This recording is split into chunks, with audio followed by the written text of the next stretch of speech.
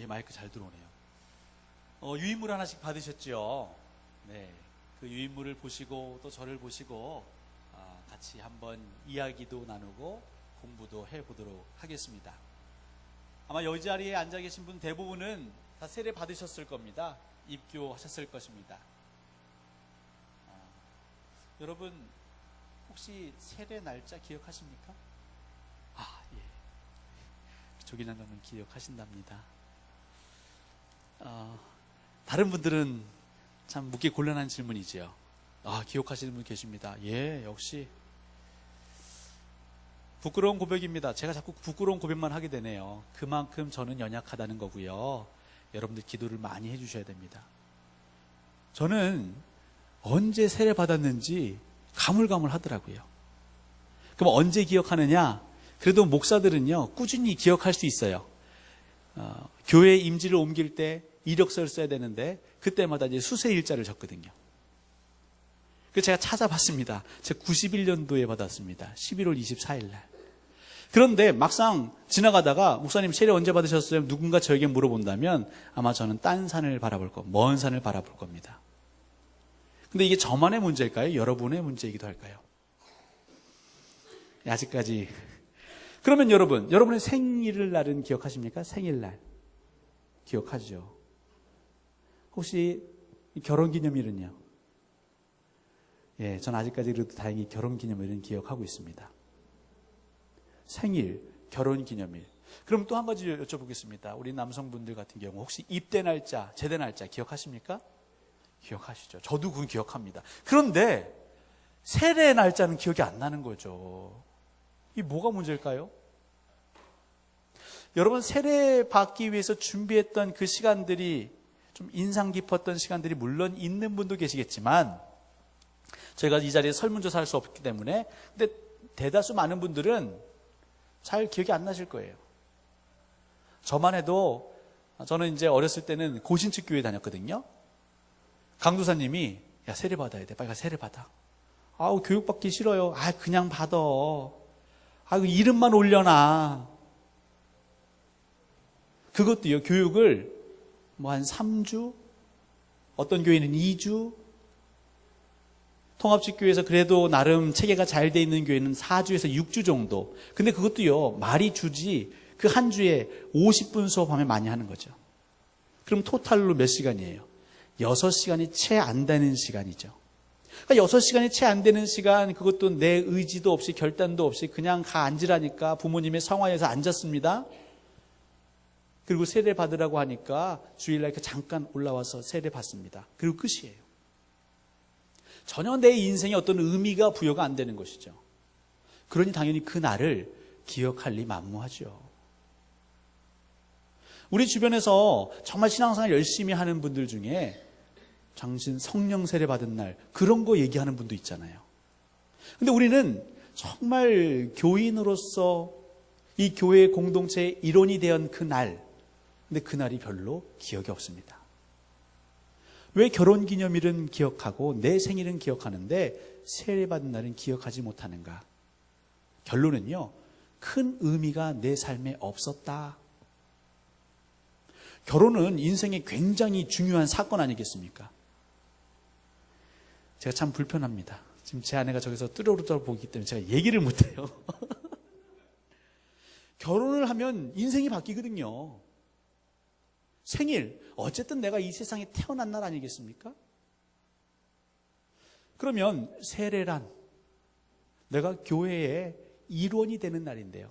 멤버가 되는 날인데 교회와 함께 내가 평생을 살겠다고 서약한 날인데 생각이 안 나요.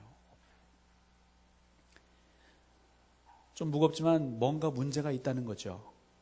그럼 이 문제가 어디서부터 시작되었을지, 그리고 무엇이 잘못되었을지, 그리고 앞으로 어떻게 바꿔가야 할지를 이 3주에 걸쳐서 얘기를 나누도록 하겠습니다. 먼저 여러분, 교인을 구분하는데 세 가지로 구분합니다. 유인물에 나와 있습니다. 여러분 이 정도는 기본으로 알고 계실 줄 알지만 복습하는 겁니다. 예. 아니 모르시는 분들은 창피하지 마시고 밑줄 쳐가면서 메모하시면서 보십시오. 그 유인물에 뭐라고 적혀 있죠? 교인을 세 가지로 구분합니다. 원입교인, 유아 세례교인 그리고 세례교인 혹은 입교인입니다. 원입교인은 누구를 원입교인이라고 할까요? 예, 말 그대로 원한다. 뭐 하기를? 입교인, 교인으로 들어가기를 원한다. 내가 교회에 교인 되기를. 그러니까 우리식으로 하면 등록교인입니다. 등록교인. 교회를 모르고 예수를 몰랐다가 교회가 좋다고 하니까 한번 가보고 싶은데요. 내가 교인 돼보고 싶은데요. 아, 그럼 등록하세요. 그러면 그 교인은 원입교인입니다. 그러면 유아 세례교인은 다 아시겠지만 우리 교단에서는 만 2세 이하의 어린아이에게 세례를 주죠. 유아 세례를 줍니다. 단 조건이 있습니다. 그 부모가 세례교인이어야 돼요. 뭐 이것에 대해서는 나중에 다룰 기회가 있겠지만 교회 역사에서 많은 논쟁이 있었지만 저희 장로교는 유아 세례를 인정합니다. 왜냐하면 그 부모가 세례교인된 부모라면 이 아이를 어떻게 양육할 것이다. 믿음으로, 신앙으로, 말씀으로 양육할 것이다. 저희가 신앙 상식으로 알고 있죠. 자, 퀴즈를 내보겠습니다. 유대인들이 따지는 기준입니다. 아빠가 유대인입니다. 엄마가 유대인입니다. 그럼 그 자식은 유대인일까요? 아닐까요? 유대인이죠. 그러면 아빠가 유대인입니다. 엄마가 유대인이 아닙니다. 그럼 그 자식은 유대인 취급을 할까요? 안 할까요? 와, 역시. 그러면요. 아빠는 유대인이 아니에요. 근데 엄마가 유대인이에요. 그럼 그 자녀는요? 유대인이죠. 왜 그렇습니까? 그만큼 엄마의 부모 중에서도 엄마의 그 영향력이 자녀에게는 굉장하다는 것이죠. 근데 제가 살아보니까 그런 것 같습니다. 저희도 아들이 있고 딸이 있는데 좋지요. 예쁘지요. 사랑하지요. 근데 오랫동안 못 붙어 있겠어요. 한 10분, 20분 놀아주면 좀 알아서 놀았으면 좋겠습니다. 근데 엄마는 그냥 끝까지 품에 안지요. 희생하지요. 그래서인지 엄마를 많이 따라갑니다. 뭐 다 아십니다. 결혼할 때 아무리 남자가 믿음이 좋아도 믿지 않는 여인과 혼인가약을 맺으면 신앙을 지키기보다는 잃기가 쉬워요. 근데 반대로요. 믿지 않는 남자도 믿는 여인과 살다 보면 믿음으로 돌아올 수 있는 확률이 굉장히 높죠. 우리 남성들이 인정해야 될 게 있습니다. 예, 우리 여성들이 대단한 존재들입니다. 저는 우스갯소리지만 창세기를 보시면 누가 신제품입니까? 네. 남자를 먼저 만드시고 그 뒤에 여자를 만드셨어요. 물론 하나님 완벽하시지만 우리보다 더. 그래서 돕는 배필이라고 하죠. 자, 누구를 누가 돕는다. 제 아이가 부모를 도울 수는 있겠지만 사실 돕기는 어렵죠. 왜요? 능력이 안 되거든요. 돕는 배필, 도울 수 있는 사람은 누가 도울 수 있느냐? 뭔가 가지고 있어야 도울 수 있어요. 능력이 있어야 도울 수 있어요.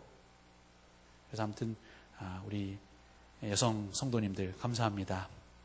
앞으로도 그 신학의 영주를 잘 달리셨으면 좋겠는데요. 아무쪼록 유아 세례 교인은 그 부모가 세례 교인으로서 이 아이를 양육할 거라고 서약하면 그 아이에게 유아 세례를 베푸는 거죠. 자, 그러면 이제 우리의 관점은 누구냐면 세례 교인입니다. 입교인입니다. 세례 교인은요, 만 15세 이상 된 자로 당회에서 그를 인정하면 신앙 고백하고 인정하면 세례를 베풉니다. 또 입교인은요, 유아 세례를 받은 사람 중에 만 15세 이상 된 자에게 우리는 입교식을 통해서 입교인을 세우지요. 자, 입교인, 세례교인, 이게 굉장히 중요하죠. 제가 결론부터 말씀드리겠습니다. 왜 교회에 말도 많고 탈도 많을까? 당연히 사람들이 모이기 때문에 그런 것이죠. 그런데 이해 안 되는 것은 왜 세상보다 때로는 더 할 때가 있냐 말이죠. 우리가 눈에 보이지 않는 하나님을 믿는다고 하고 그 하나님이 전지전능하시다고 하고 또 그 하나님이 정말 정의롭고 공의롭다고 모든 것을 다 아신다고 하는데 그것을 믿는 우리 교인들이 모였는데 왜 우리는 세상에서도 하지 않는 비열함과 때로는 그 악함들을 행할 때가 있을까요? 심지어는 우리 교인들의 목자라고 하는 그 목사들이 어쩜 그렇게 뻔뻔스럽게 돈의 문제, 여자의 문제, 권력의 문제, 그것으로 그렇게 오르락내리락 할까요? 저는 결론을 내리면 세례교인이 세례교인답게 살지 못해서 그렇다라고 결론을 내립니다. 저하고 여러분하고 공통점은 있는데 그건 다 세례교인 혹은 입교인이라는 것이죠. 단 우리가 맡고 있는 직무에는 차이가 있을지 모르겠지만 우리들의 신분은 같습니다. 세례교인입니다. 이후에 다시 하기 때문에 여기를 좀 넘어가고요. 다시 처음으로 갑니다. 왜 우리는 세례 교육을 기억하지 못하는가? 왜 세례식 그 날짜를 기억하지 못하는가? 아무런 노력도 기울이지 않았어요. 너무 쉬웠어요. 쉽다 못해서 그냥 거저된 것 같아요. 군대에 가서 제가 이거 녹음이 돼서 참 문제입니다. 이게 하지만 고발할 분 있으면 고발하라고 하셔야죠. 저는 분명 세례를 받고 군대를 갔거든요. 제가 무슨 얘기 할지 아시겠죠? 예. 논산 연무대 교회에서 이제 훈련병 때 얼마나 힘듭니까? 진짜 거기 가면 없던 믿음도 생겨요. 평생 눈물 안 흘렸던 애들도 막 부흥하는 것처럼 난리가 납니다. 근데 그 클라이막스, 하이라이트는 뭐냐면 진중세례예요. 주일날 종교행사로 가면요, 저 있을 때마다 초코파이 하나 줬습니다. 초코파이 하나. 그럼 그것 때문에 가는 거죠. 근데 진중세례가 있는 날은요, 선물 세트가 있는 거죠. 검정 비닐봉지에 자유시간, 스키틀, 이제 초코파이 이렇게 해서 한 대여섯 가지 과자 선물 세트를 주는 겁니다. 근데 이건 누구만 주느냐? 진중세례를 받고 그 통과하면 그 뒤에서 누군가 이렇게 봉지를 주는 거예요. 제가 훈련받을 때 내가 100일휴가 나가기만 해봐라. 내가 그 배낭 같은 가방에다가 단 음식, 초콜릿 내가 다 넣고 다니면서 먹어야지. 그 정도로 단 게 먹고 싶은데 부대에서 그것을 원 없이 먹을 수 있는 선물 세트를 준다니요. 그럼 제가 세례를 또 받았을까요? 안 받았을까요? 이제 여기까지만 얘기하면 되지 않습니까? 그렇죠? 제 입으로 얘기 안 하면 되니까요. 우리에게는 세례가 그 정도예요. 근데 사실 이 세대는 어마어마한 사건인 거죠. 어마어마한 사건이에요. 과거에 저희 교회가 이제 초대교회부터 교회 역사는 시작되죠. 나중에 한번 교회 역사를 다룰 시간도 있을 것입니다. 근데 지금 기독교는 이제 학문적으로는 모든 그리스도교를 포괄합니다. 그래서 천주교도 기독교의 영역이 들어가요. 그래서 어떤 신앙 있는 분들은요, 목사가 개신교 말하면 굉장히 화를 내세요. 어떻게 목사가 제대로 못 배워서 개신교라고 얘기하느냐? 우리가 기독교지. 그것도 맞는데요. 또 여러 사람이 있기 때문에 용어의 혼돈을 줄이기 위해서. 자, 그랬을 때 이 개신교와 천주교, 이게 처음부터 갈려진 건 아니었지 않습니까? 원래 우리는 한 뿌리였어요. 예수 그리스도를 중심으로 예수 그리스도의 공동체가 있었고요. 예수님 하늘에 올라가신 이후에, 승천하신 후에는 그 교회에 누가 리더들이었습니까? 사도들이었죠. 예수님의 제자들, 사도들. 근데 그 사도 시대의 속사도 시대, 그리고 교부 시대, 이렇게 쭉쭉쭉 내려오죠.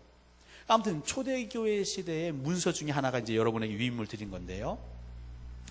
히폴리투스의 사도전승이라는 책이 있습니다. 히폴리투스의 사도전승. 이 책을 좀 설명드리면 215년에 기록된 문헌입니다. 215년. 그래서 그 로마 지역에서 행해졌던 그 신앙의 행태들을 잘 기록해 놨다는 평가를 받고 있고요. 성경이 원본이 없고 사본만 있지요.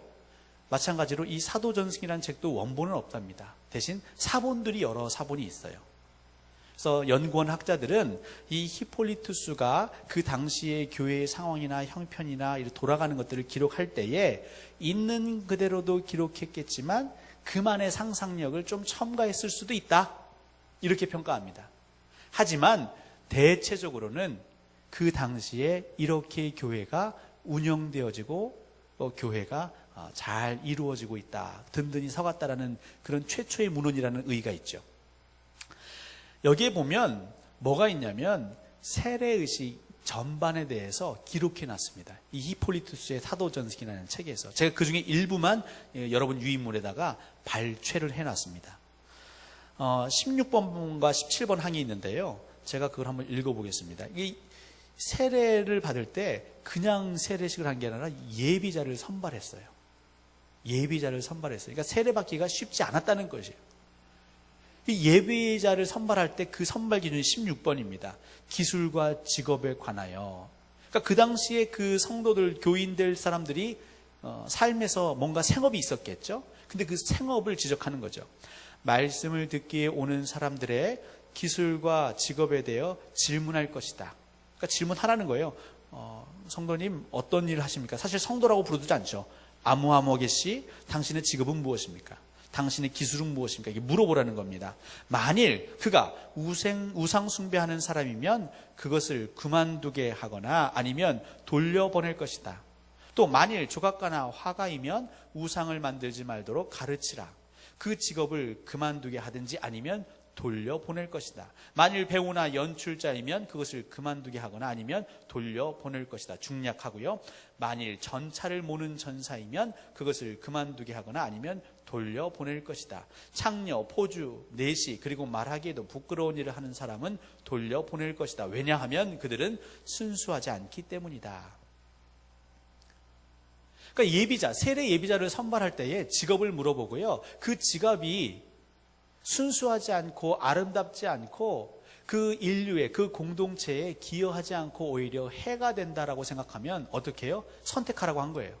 당신이 이 직업을 계속 고수할 겁니까? 아니면 이 직업을 바꿀 겁니까? 당신이 고수하겠다고 하면 고수하십시오. 대신 우리 교회의 세례 예비자로 들어올 수는 없습니다. 돌아가십시오.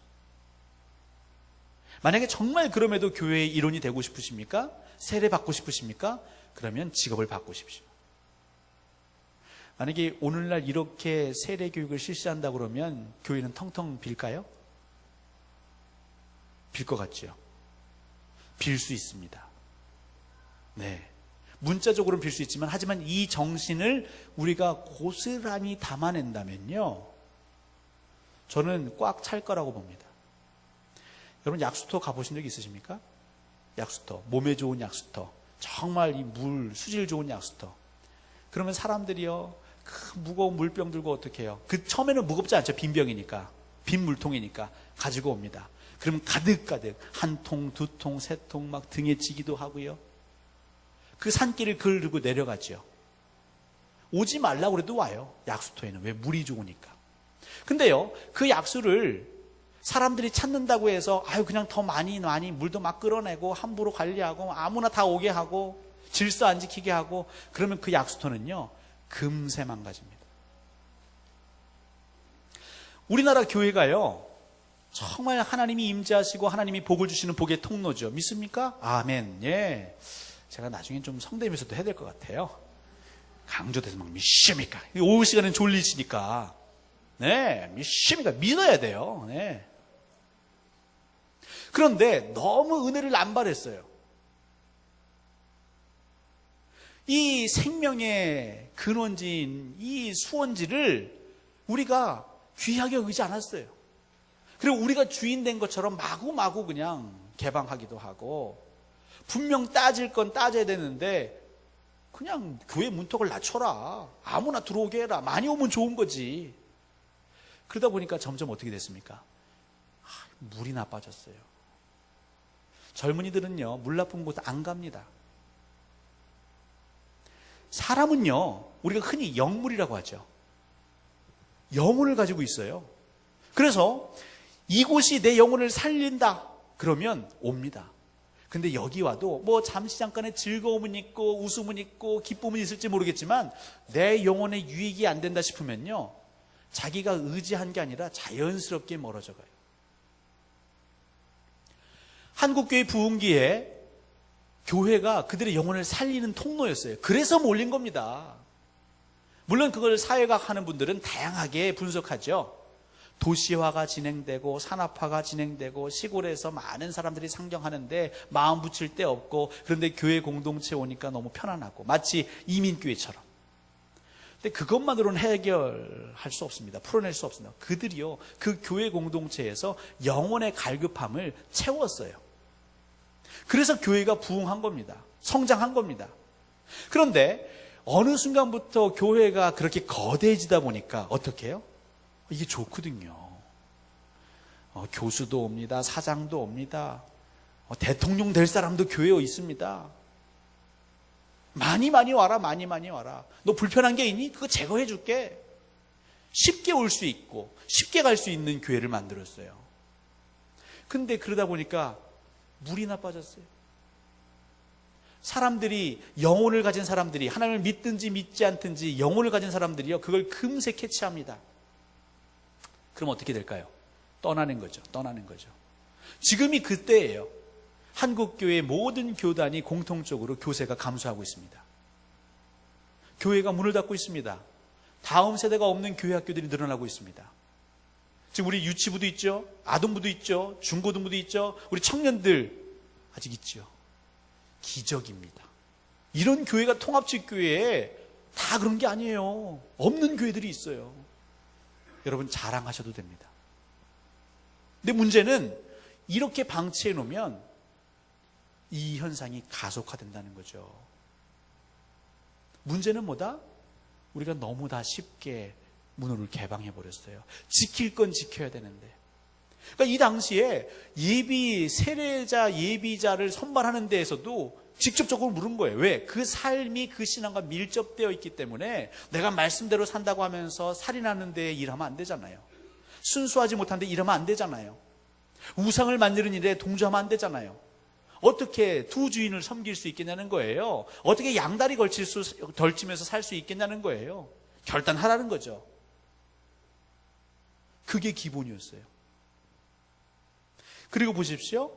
그렇게 해서 선발된 예비자를요, 어떻게 교육했냐. 17번입니다. 예비자는 3년 동안 계속해서 말씀을 들을 것이다. 그러나 열심히 배우는 사람, 그리고 잘 참고 인내하는 사람에게는 기간이 문제되지 않으며 오직 그의 행실에 따라 판단할 것이다. 이해되시겠죠? 몇 년 동안? 3년 동안. 여러분 세례교육 몇 주 받으셨습니까? 한 2달 받으신 분 계세요? 없을 거예요. 절대 없을 거예요. 저는 목사로서 자존심 상할 때가 굉장히 많습니다. 특별히 언제 자존심 상하냐면요, 저는 카톨릭 때문에 자존심 상할 때가 있죠. 천주교 때문에. 사실 우리는 더 말씀에 근거한 교회를 이루고자 몸부림치고 있거든요. 그리고 제가 봐도 이 기독교, 우리 개신교가, 이 개혁교회가 더 말씀에 합당한 공동체로 우리는 계속 걸어가려고 합니다. 반면에 천주교는요, 아쉬운 게 많죠. 지난 수요일도 말씀드렸지만 교권주의, 교황이 그리스도를 대신합니다. 교회가 있는 곳에 그리스도가 있다라고 말합니다. 그런데요, 이 천주교회는 영세 줄 때 어떻게 해요? 혹시 여기서 성당 다니다 오신 분 계세요? 성당 다니던 사람들 가끔 교회 와서 세례교육 받으면요, 콧방귀 낍니다. 자기들은 성당에서 영세 받을 때 최소 6개월이에요. 최소 6개월. 보통은 1년이고요. 그 성당에 따라서 유도리를 주는데 6개월에서 1년 사이예요. 그렇게 영세 교육을 받아야 영세를 받을 수 있어요. 저희 통합 측은 그래도 연합과 일치운동을 합니다. 연합과 일치운동. 여기에 대해서 오해가 있습니다. 그래서 나중에 또 기회가 되면 제가 이 부분도 설명해 드릴게요. 그러다 보니까 조금씩 조금 달라도 우리가 예수 그리스도를 주로 고백한다면 형제요 자매다, 그 노력을 좀 해보자. 이 연합과 일치운동인데, 그래서 카톨릭에서 영세받은 사람들, 천주교에서 성당에서 영세받은 사람들을 인정해 주십니다. 부분적으로. 그래서 바로 세례교인 되는 게 아니라 그들이 영세받은 증서를 내면 그걸 가지고 세례교육을 다시 받고 입교시켜줘요.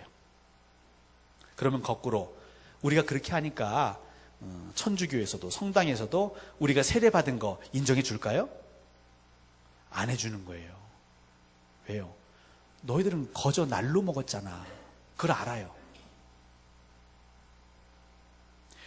좋은 군사는요, 훌륭한 군사는요, 적진을 침투해서 그 적을 교란시키고 그 목적을 달성하는 군사는요, 어떤 군사입니까? 당나라 군사입니까? 훈련된 군사죠. 훈련된 군사. 얼마나 훈련되었느냐, 그게 전쟁의 성패를 가르는 겁니다. 우리가 맨날 우리의 싸움은 혈과 육의 싸움이 아니고 영적인 싸움이라고 말하는데, 여러분 영적으로 우리가 훈련되어야 되거든요. 훈련은 너무 싫습니다. 괴롭습니다. 그런데 초대교회에서는 그 훈련을 그냥 밀어붙인 거죠. 그래서 그 당시에 많은 핍박이 와도 그것을 잘 견디어 나갈 수 있는 배경이 된 거죠. 물론 이것도 시대가 가면서 조금씩 희미해져 갑니다. 4세기 또 5세기 초의 세례의식은 이렇게 세 가지로 유임을 보시면 이렇게 정해졌다는 거죠. 예비 과정, 똑같이 예배 과정은 있습니다. 예비자를 선발하는 것.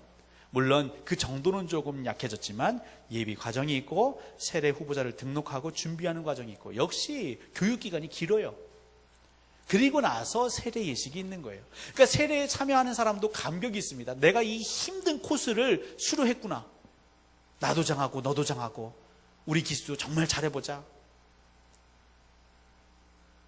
제자 훈련하는 교회들이 종종 있습니다. 근데요, 제자 훈련이 한다고 다 되는 게 아니에요. 얼마나 원리 원칙대로 힘들게 암송도 시키고 숙제도 시키고 과제도 시키고 그러면 그때는 너무 힘들었지만 그렇게 한 기수는요 정말 교회를 섬기는 일꾼이 돼요. 그런데 그냥 제자 훈련 수료하는 데 의의를 두고 대충 하세요. 빠지셨어요? 괜찮아요. 참석한 걸로 해드릴게요. 라는 식으로 하나 둘 원래의 취지와 상관없이 그냥 수박 겉핥기식으로 훈련하면요 수료는 했는데 남는 게 없어요. 한미연합훈련을 하다 보면 한국 군대 군인들이 공통적으로 얘기하는 게 우리는 내무생활도 너무 힘들고 군기도 바짝 든 것 같지만 정작 중요한 훈련, 실전에서 너무 허둥지둥 우왕좌왕하는 경우들이 있대요. 근데 반면에 미군들은요 평상시에는 굉장히 자연스럽고 편안한 것 같은데 실전 훈련에 들어가면 무섭도록 철저하대요. 저도 육군을 나왔지만 크레모아 이 엄청난 폭탄이죠. 저는 설치해 본 적도 없습니다. 그냥 훈련 받을 때 멀리서 보기만 했습니다. 만약에 전쟁에 나가서 그거 설치할 물건 주면 저는 아마 우왕좌왕할 거예요. 마찬가지죠. 우리가 얼마나 훈련 받았느냐가 굉장히 중요한 겁니다. 자, 세례 교인이 교회는 하나님의 부르심을 입은 자들의 모임이고 그 교회의 머리는 주 예수 그리스도가 되시고 저희가 지금 수요일날 계속 교회론 하죠. 그리고 우리는 주님의 몸된 교회의 지체다. 그러니까 우리 모두가 교회 몸이죠. 그러니까 세례 교인이 결국 교회인 거예요.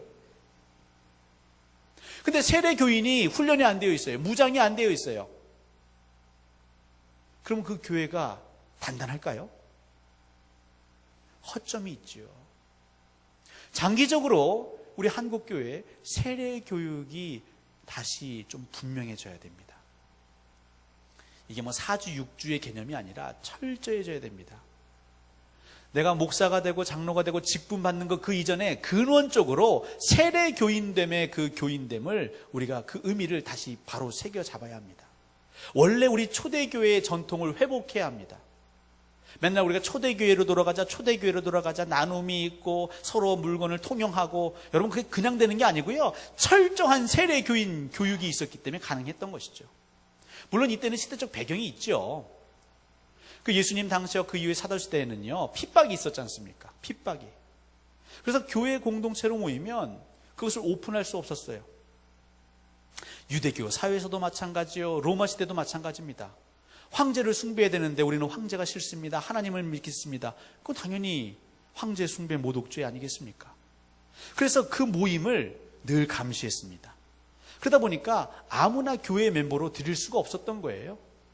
확실히 검증된 사람만이 함께 비밀을 유지하면서 이 안에서 신앙이 변질되지 않도록 지키겠다고 서약한 사람만이 그 교회의 멤버, 입교, 멤버십을 가질 수 있었던 거죠. 그게 세례식이었습니다.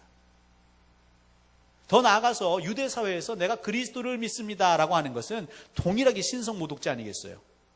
어떻게 야훼 하나님만 신이지 예수 네가 인간이지 신이냐?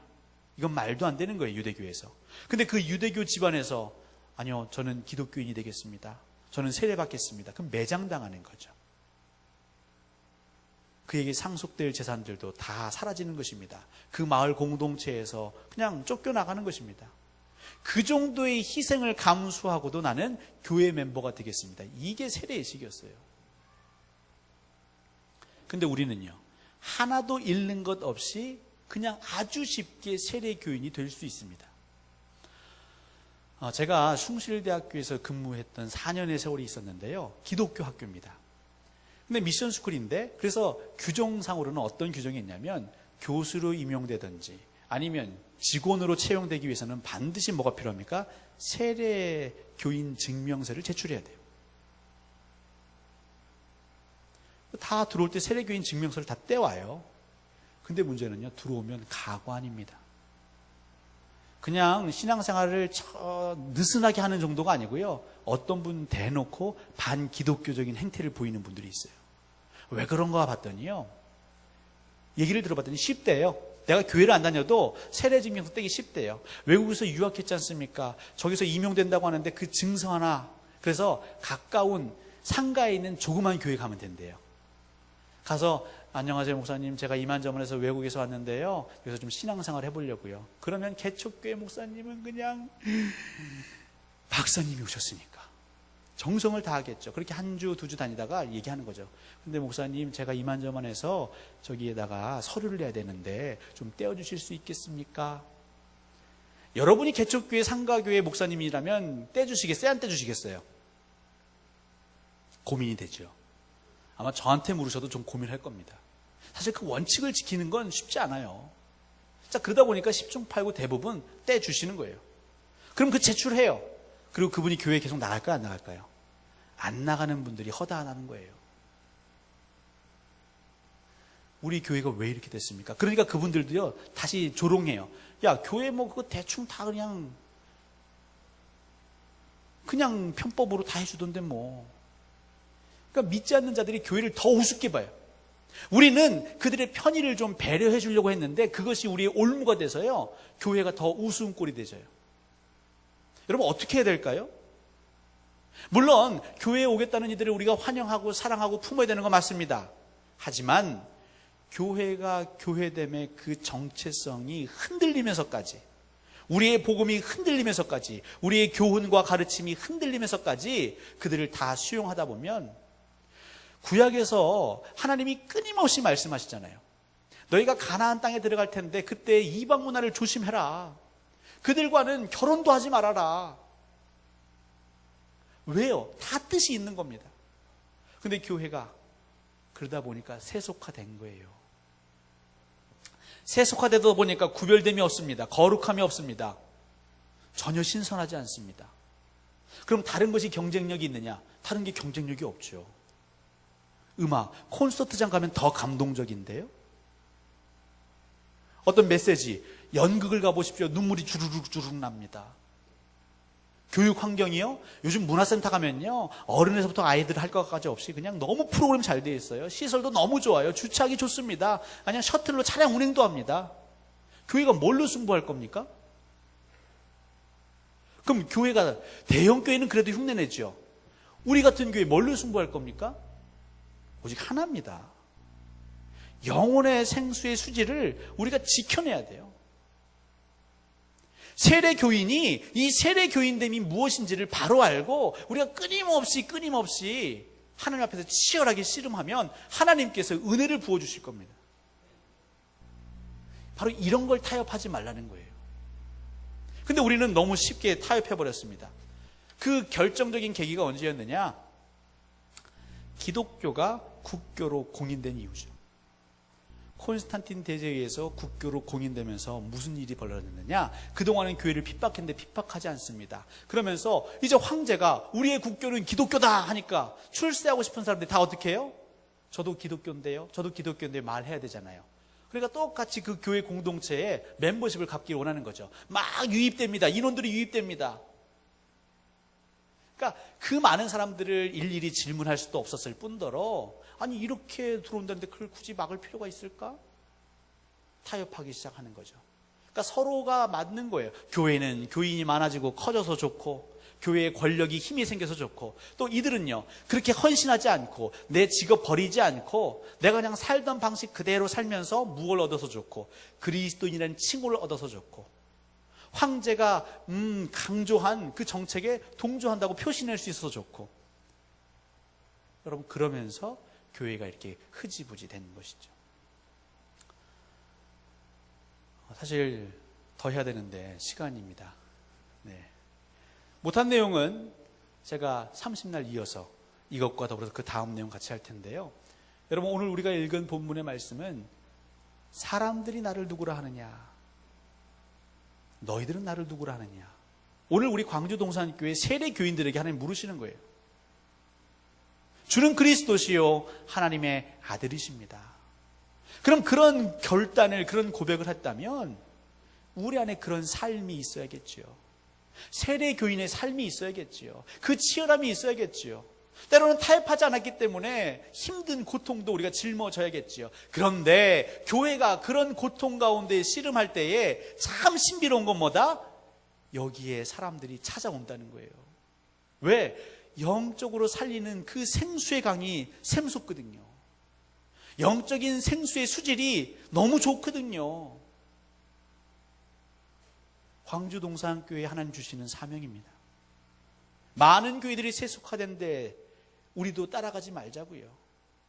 좁은 길로 가시자고요. 힘든 길로 가시자고요. 하나님만 바라보시면서 정말 여기 은혜가 있으면, 하나님의 임재가 있으면 영혼이 갈급한 자들은 오지 않고는 배길 수가 없죠. 기도하겠습니다.